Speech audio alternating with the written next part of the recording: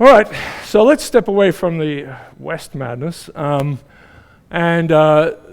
venture into another team's insanity. So this is Banavar and company. So Banavar might be UPenn, and there's a bunch of physicists from Italy involved. So this is a interesting,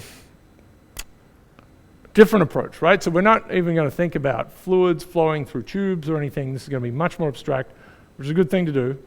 And the idea will be there's some sort of source, which is here, and it's trying to distribute material out to all of these sinks.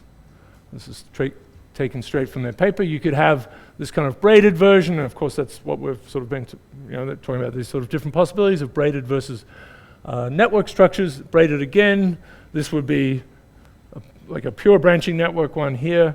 And then the idea of this is say, well, you could do this as well. This is obviously incredibly inefficient, but that, you could make that your way of distributing things. I guess it's a number of steps that they're showing. But if you think about the flow here, there's going to be a lot coming through here, and there's a little bit siphoned off here, a little bit siphoned off here, and that's the way to think of this. All of these have little sinks, right? Just like in the problem, the simulation you're trying to make with from Magnasco and Bohm. There are little drawers coming out, right? So that you imagine these are all the little capillaries or whatever it is, but they're trying to be even more general. So this is actually, we ran a seminar at MIT in '98, and Ronaldo, who was part of this, was there. He's the guy who played rugby for Italy, and he was spending a semester or a year at MIT. So he would come to our meetings, and we kind of picked through the West work and kind of, showed that it wasn't working, and he was just sitting there just getting very excited. And it turns out, they'd been developing their own story.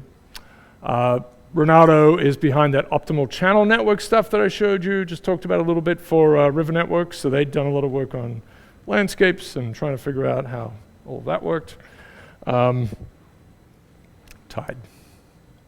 Okay. And so they went for this thing. All right, so the plan for them, so they were able to show, so it's always about this dimension thing. They claim to show, and this is a Nature paper. To be honest, so what happened was they presented, and I remember I did some analysis, and I went over to Ronaldo, and I sat down, and I was kind of worried about this, and worked through showed him there were some problems with it, and he said, well, he would come over. So he comes over to talk, and he walks in and says, it's been accepted at Nature. I'm like, oh no. And then we spent 2 hours at a board going through how there are some problems. And he says, okay, I'll go and talk to and they decided not to change anything. Anyway, so, and then they have their own follow-up papers, which are really, where they basically admit there are some real problems. And here's the big one that's sort of sneakily in there again. This is where they have a volume of the network is scaling as mass to the d plus 1 over d.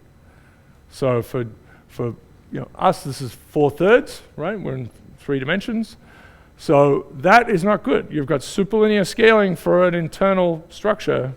It's going to explode. So here's an estimate. 3 gram shrew, 10% of its body is blood, which is roughly true of organisms.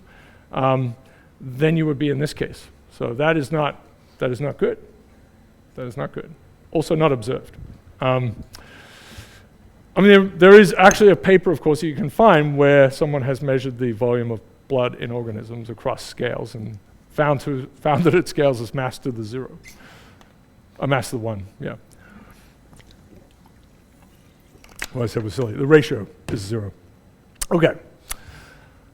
So it's pretty obvious, but again, it's sort of it's a tricky thing because there's this